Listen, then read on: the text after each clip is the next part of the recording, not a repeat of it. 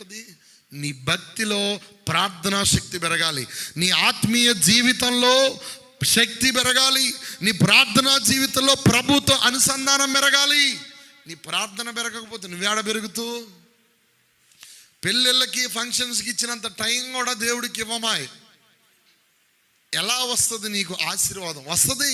ఇయ్యక మానేవాడు కాదు ఆయన, ఆశీర్వాదాన్ని ఆపుకునేవాడు కాదు, బెగబట్టే చెయ్యి కాదు ఆయనది, ఇచ్చే చెయ్యే. ఏ రోజు బెగబట్టే చెయ్యి ఆయనకు లేదు. నేను ఇంకో మాట చెప్తా వినండి, బెగబట్టే మనసు ఎప్పుడు ఎక్కడ ఉండొద్దు.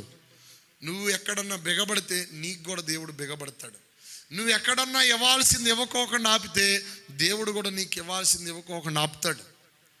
నువ్వు ఎక్కడన్నా ఎవరికన్నా ఇవ్వాల్సింది ఇవ్వకోకుండా నీ దగ్గర పెట్టుకొని ఉంటే నీవెంత బాధపడతావో వాళ్ళు కూడా అంతే బాధపడతారు.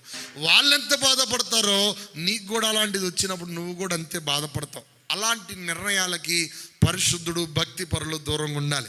భక్తిపరుడు అంటే ఎవడో చెప్పనా? కాలే మంటల్లో కూడా కాలిపోకుండా ఉన్నారే వాళ్ళు భక్తిపరులు.